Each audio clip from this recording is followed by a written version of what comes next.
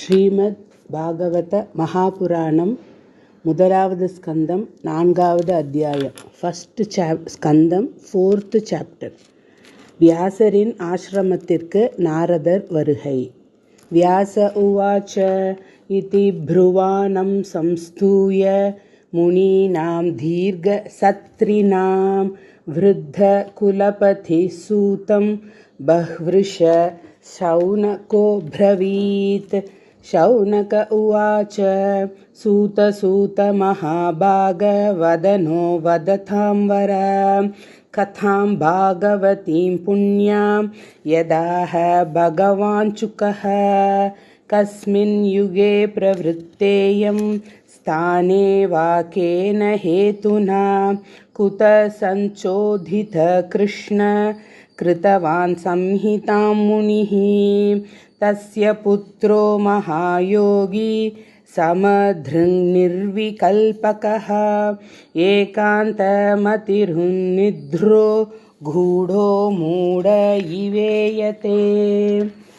दृष्ट्वानुयान्तमृषिमात्मजमप्यनग्नं देव्यो ह्रिया परिदधुर्नसुतस्य चित्रं तद्वीक्ष्य पृच्छति मुनौ जगदुस्तवास्ति स्त्रीभुम्बिधा न तु सुतस्य विविग्धदृष्टेः.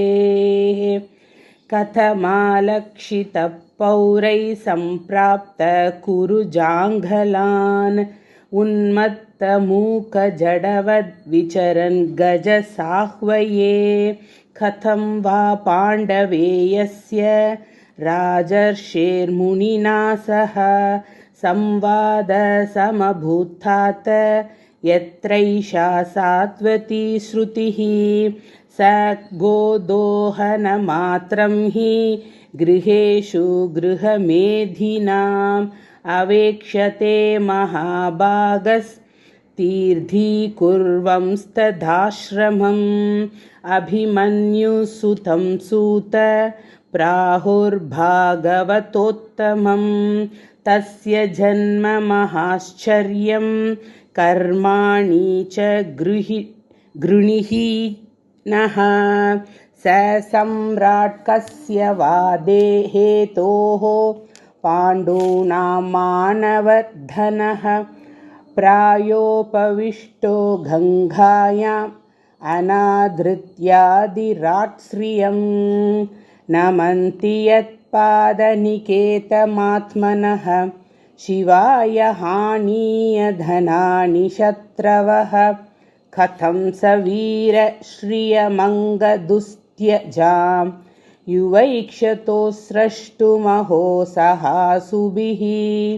शिवाय लोकस्य भवाय भूतये ययुत्तमश्लोकपरायणा जनाः जीवन्ति नात्मार्थमसौ पराश्रयं मुमोच निर्विद्य कुत कलेवरम्. तत्सर्वं न समाचक्ष्व पृष्टो यदिह किञ्चन मन्ये त्वां विषये वाचां स्नातमन्यत्र छान्दसात्.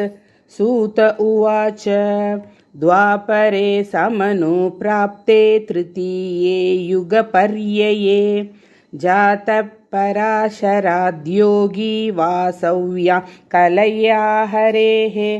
स कदाचित् सरस्वत्या उपस्पृश्य जलं शुचिः विविक्तदेश आसीन उदिते रविमण्डले.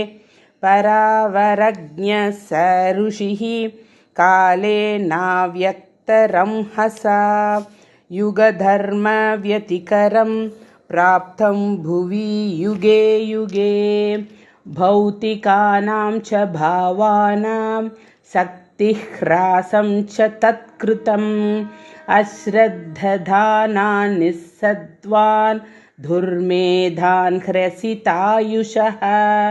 दुर्भगांश्च जनान् वीक्ष्य मुनिर्दिव्येन चक्षुषा सर्ववर्णाश्रमाणां यद् दध्यौ हितम् अमोघदृक् चातुर्होत्रं कर्म शुद्धं प्रजानां वीक्ष्य वैदिकं व्यदधाद्यज्ञसन्तत्यै वेदमेकं चतुर्विधं ऋग्यजुस्सामतर्वाख्या वेदाश्चत्वार उद्धृताः इतिहासपुराणं च पञ्चमो वेद उच्यते तत्र वेदधरः पैलः सामघो जैमिनी कविः वैशम्पायन एवैको निष्णातो यजुषामुत अथर्वाङ्गिरसामासीत् सुमन्तुर्धारुणो मुनिः इतिहासपुराणानां पिता मे रोमहर्षणः त एत ऋषयो वेदं स्वं स्वं व्यस्यन्नेकधा शिष्यै प्रशिष्यैस्तश्चिष्यैर्वेदास्ते साखिनो भवन् त एव वेदा धुर्मेधैर्धार्यन्ते पुरुषैर्यथा एवं चकार भगवान् व्यासकृपणवत्सलः स्त्रीशूद्रद्विजबन्धूनां त्रयीन श्रुतिगोचरा कर्म श्रेयसि मूढानां श्रेय एवं भवेदिह इति भारतमाख्यानं कृपया मुनिना कृतम् एवं प्रवृत्तस्य सदा भूतानां श्रेयसि द्विजाः सर्वात्मकेनापि यथा नातुष्यद्धृतयं ततः नातिप्रसीदद्धृतयः सरस्वत्यास्तटे शुचौ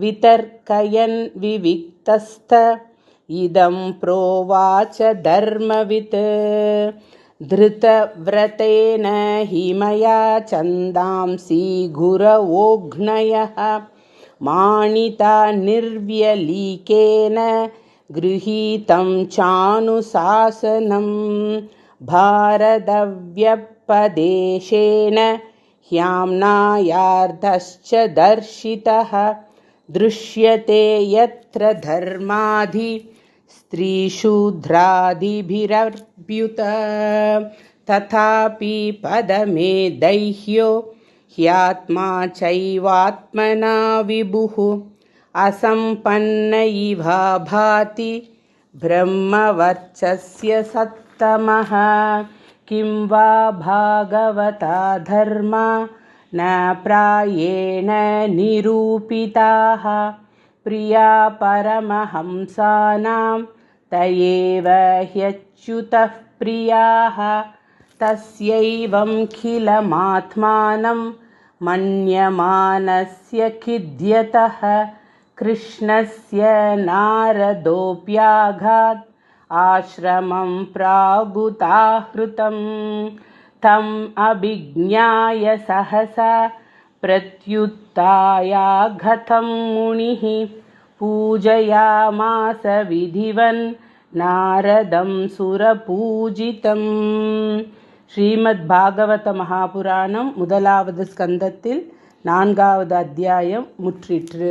கோபிகா ஜீவனஸ்மரணம் கோவிந்தா கோவிந்தா நாராயண அகில குரு பகவன் நமஸ்தே.